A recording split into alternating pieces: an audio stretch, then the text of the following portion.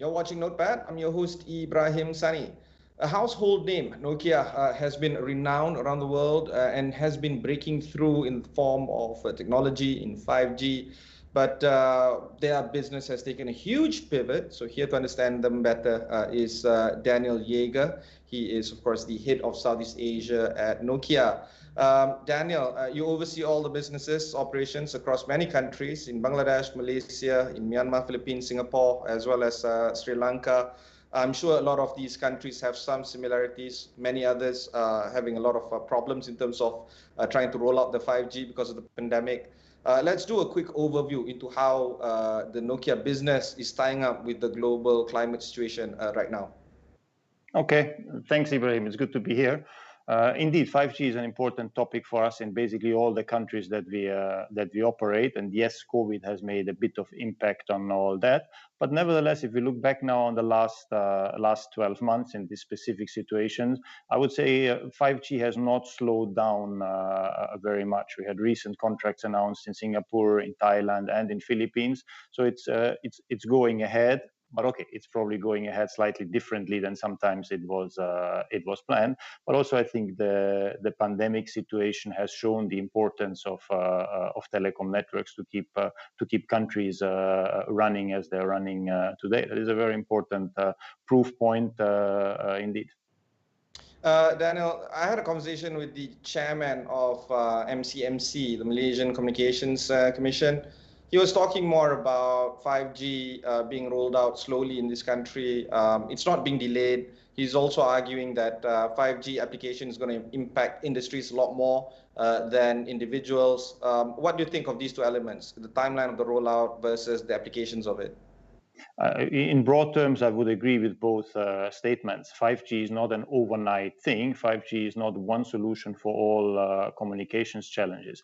If you look at, of course, every country is different from each other. Countries have different challenges. Countries have different topologies, a different population spread. So 5G is fitting in some places very, very well and will be essential basically from day one. But there are other parts of countries, of the population, that don't need 5G at this point in time, where, for example, a good 4G coverage to enable proper broadband is much, much more important than that point in time. So yes, I do agree that 5G is not an overnight thing, will take time to roll out. And that, if you remember, has been the same when 4G was rolled out as well. Yeah. Go on. Sorry. No, I want to come to your second point on who are the ones benefiting from 5G. And you always have, of course, these two target groups. Yes, consumers will benefit from 5G because basically everything that we do today on the network, we will be able to do better. And that can be faster, that can be smoother. If you just look at the fact that you will have more bandwidth and more volume, that will make gaming easier, that will make it easier to download or to stream whatever we do. But indeed, the real game changer of 5G will be in the enterprise segment, where we will see applications that were impossible in the past that you cannot do on 4G, but that suddenly will become available on 5G. So yes, I would say the impact, in particular on the short term on the enterprise segment, will be bigger. The more exciting things will be happening there. So let's talk a little bit more about how Nokia is fitting into this whole 5G rollout, as well as the current 4G business. Where do you guys stand on this? Now, on 5G globally, we have a very, very high focus on 5G. We've invested a lot over the last years in R&D. We're holding today around the globe at more than 220 5G contracts that we have signed with customers, and we have more than 60 operator networks live around the world, including a lot of them in Asia, in Australia, New Zealand, Korea, Japan, Philippines, Singapore, Thailand. Of course. So 5G is important for us. Also, when you look at, just last week, we announced our results for the previous quarter. 5G was a very prominent part of that. Also, I think it was last week, an independent consultancy, so it's not our data, an independent consultant that is focused on intellectual property was making the announcement of their study saying that Nokia is the company with the most, with the highest number of essential 5G patents, which again, is one way or one different way to measure our commitment to 5G. So that's important for us, and of course we are speaking to all stakeholders in the country right now on how we can work together for 5G, how we can work together, all of us in the industry, to make 5G a success in Malaysia. So how are you fitting into the Malaysia plan? Because as I understand it, competition is stiff from Huawei, from Ericsson. How is Nokia standing out amongst the competitors?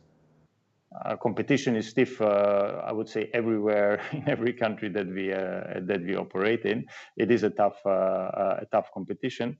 But again, we are working with all operators. You're definitely aware of the setup that the Malaysian government has chosen, with having one central entity to run and drive 5G. There's a tender going on right now, and again, part of the work that we do, or the preparation that we work, is speaking and working with everybody that will have an important role in that kind of ecosystem to make 5G successful.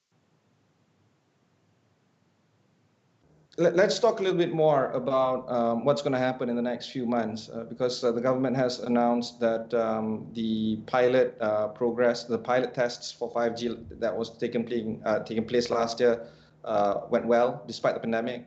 Rollout is going to happen late this year.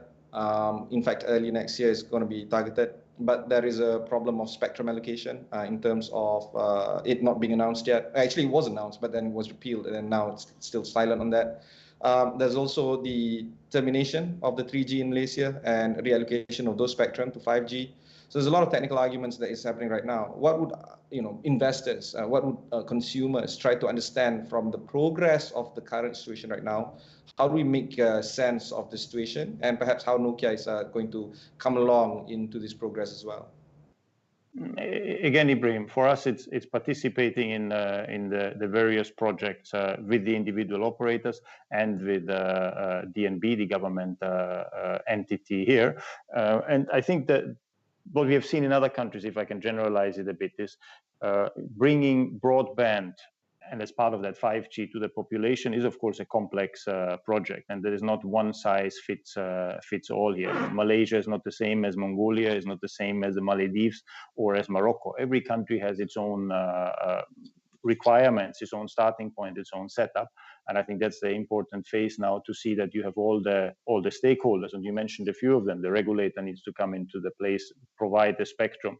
Then you have the special entity. Then you have the operators that, of course, also have a very important role to play, not just as part of that access networks, but also providing the transport networks that is necessary to bring all that big data volumes that you will have on the radio network back into the network and then distribute it to the other end. So we are really working on different angles at this point in time. And if I see the announcements from government and from the regulator, then there's a lot to happen over the next months until the end of the year with 5G in Malaysia. And it's an exciting journey, and we are happy to be engaged in that. Yeah, let's talk a little bit more about Digital Nasional Berhad. The announcement was made in March this year about the special purpose vehicle that will be rolling out the 5G network program. It is an MOF-related company. It is to be headed by Ralph Marshall. It is also the board is going to be diverse. We've seen how it has been being a key maker in terms of how the 5G network is going to be rolled out.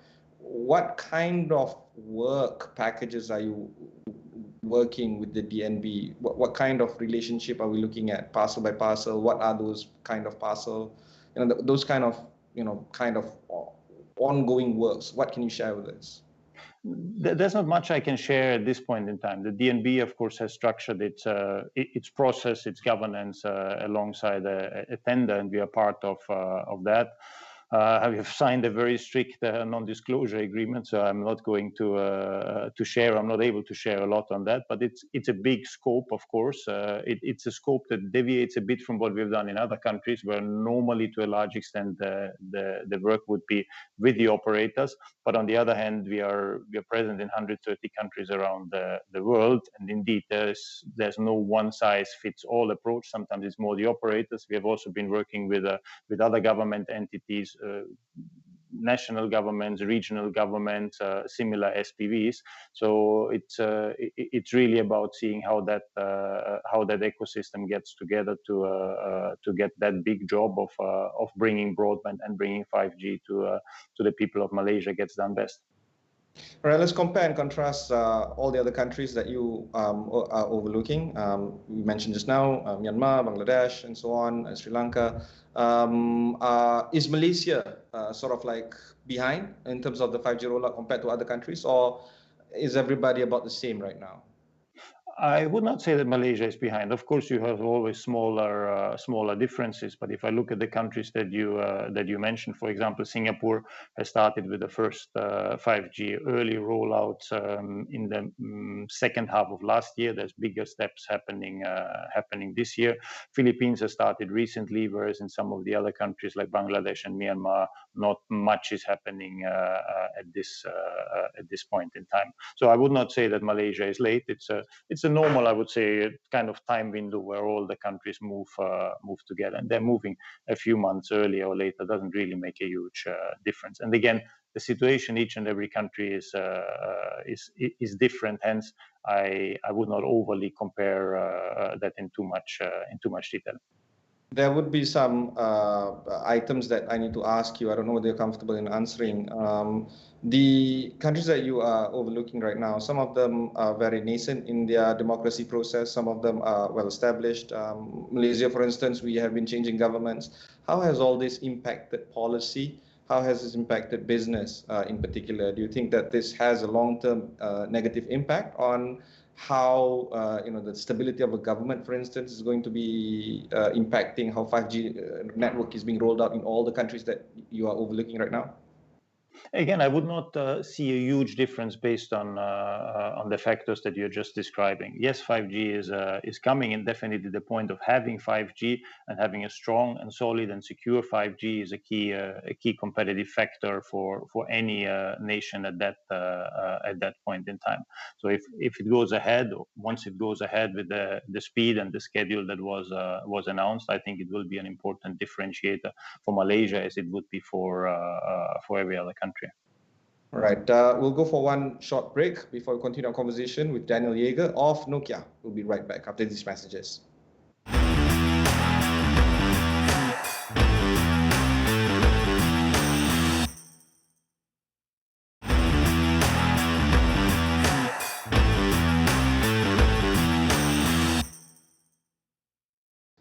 Thanks for staying on with us. I have with me Daniel Jaeger, the head of Southeast Asia Nokia. Daniel, let's talk a little bit more about the My Jendela program. Many of us are aware that My Jendela is a program that was enacted last year. It was meant to improve on the 4G coverage in Malaysia, particularly in rural and far-flung areas. Is Nokia involved in the My Jendela program? We are in some part in the work that we do with the operators as such, and the operators are part of Jendela. I think the nice thing that you have here is indeed that you have different projects that cover different priorities, and as you said, bringing broadband into rural areas is a job that still has to be completed. And then now you have 5G on top that addresses a different challenge, as you said rightfully in the very beginning. It's very much towards an enterprise market, so you have different projects and different programs that are with different or specific purposes in the short and medium term, but at the end they all come together to achieve one kind of connected country approach. Yeah, so this is the thing that we want to tie up from the first two items that we touched on. Number one is the DNB, and number two, the My Jendela, and how this is a slight change of plans to what was initially discussed. Telcos were supposed to roll out 5G in their own right, the operators, I mean. And then, of course, there's the announcement by the MOF. And do you think that this is basically going to change everything how Nokia has to do in terms of rolling out? Has this been easy on you, basically? Has it been easy? I'm not expecting things to be easy every day. It is a different, as you said, it's a change of strategy, but it's not something completely new. For example, from a technology point of view, having one access network that would serve a number of operators on it is something that we have done in different places. Actually, we're just doing it right now in Singapore. The setup is a bit different there, but essentially you have the same thing, that you have one access network, and then you have two operators that are using it together. So from that point of view, it's not something that is completely new. We're just doing this not so far away. Let's talk a little bit more about the merger that is currently taking place between Axiata and Digi. Now, I know this is something that you probably wouldn't comment on, but I want to ask your opinion about operators consolidating their businesses, merging even, to improve on their capital prowess, so to speak, so that they can spend better. Do you think that this is going to be a trend in the way forward, these kind of horizontal mergers, and perhaps would some other operators, for instance, Maxis, for instance, do you think that there comes a time and place where they too would need to merge, but it would be a vertical merger where they have to merge with another entity, maybe a content company? Is this what the industry is expected to do in the years to come? As you rightfully guess, I don't want to comment too much or speculate too much on the specific merger that you have mentioned. But I think overall this is not new, although the shape of the consolidation is changing a bit. But if you look back the last years or decades, there has always been a change in the players in the market in every country that I have been busy with or working with. You will always find countries where for initial spectrum or licensing reasons, they started off with a big number of operators, and then over time, the market will find the right number of operators that can successfully operate in that market. And then you will find other countries where the start was small, and you will start with probably only two operators, and then it's the regulator that over time is adding additional players, either as full service players for the full country or in certain elements, and that of course then brings other dynamics. You're also right, of course, that the integration in let's say along the value chain is also a very interesting one right now. And you mentioned content. I think we're seeing a lot of interesting examples happening on how the landscape is changing, on how content is delivered to end users. Probably one more point on that, where I believe there's also a lot of interesting things happening now, and more to happen, is about how the enterprise segment is being handled. And again, 5G comes in here with having 5G and the value of 5G for enterprise, or the value of secure 5G for enterprise. Also, operators will have a different role to play on the way forward, to not just to package, but really to work with their customers, and that to a large extent enterprises, on developing the successful 5G use cases.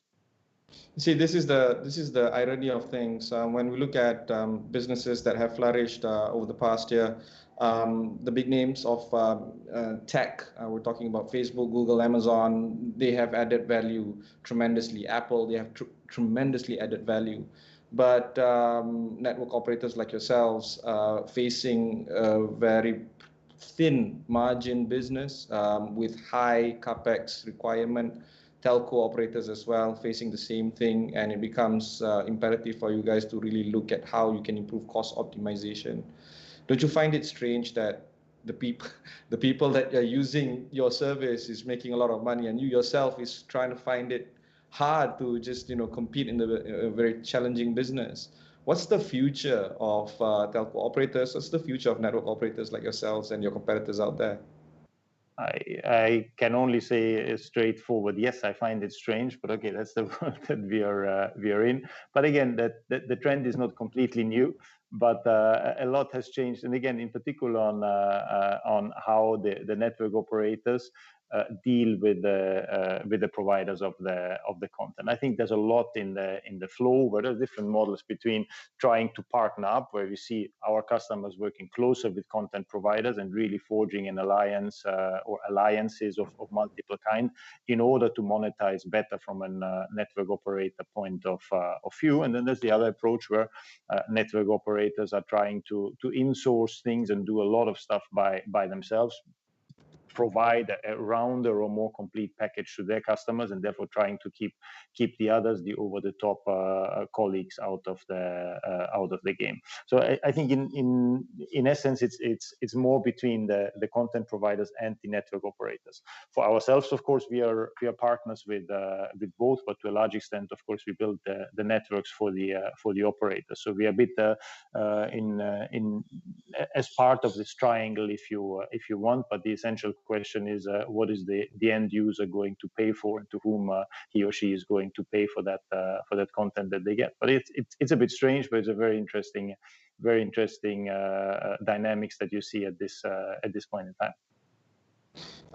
For the viewers that might not be familiar with the industry that we're talking in, they only know Nokia as their first phone, probably. And we've seen how LG, for instance, have announced a few weeks ago, I think a few months ago, that they're exiting the global mobile business. Nokia has done that for quite a bit. But that's the point. Being a consumer business, you get in touch with a lot of consumers out there, you get in touch with a lot of customers, and it's very easy to grow your brand to become a household brand. Just look at Apple, for instance, right? Do you feel that there could be a time and place for Nokia to re-enter the consumer business and perhaps reimagine how telco or tech or communications can work for the consumer business? I think that whole tech will work for the consumer business. On the other hand, that doesn't mean that we need to be part of that. Obviously, it's not me to speculate what we would do as a company strategy in the future, but it's an ecosystem here. The partnerships or the scene of partnerships is very, very lively here. So in order to benefit from something, or in order to be present in a certain space, it does not automatically mean that you need to be the one who's manufacturing some devices yourself there. I think we are in a good space today as Nokia. Indeed, you mentioned our history is a diverse one. We started 155 years ago, and obviously we had to change our purpose in that game several times over these 155 years.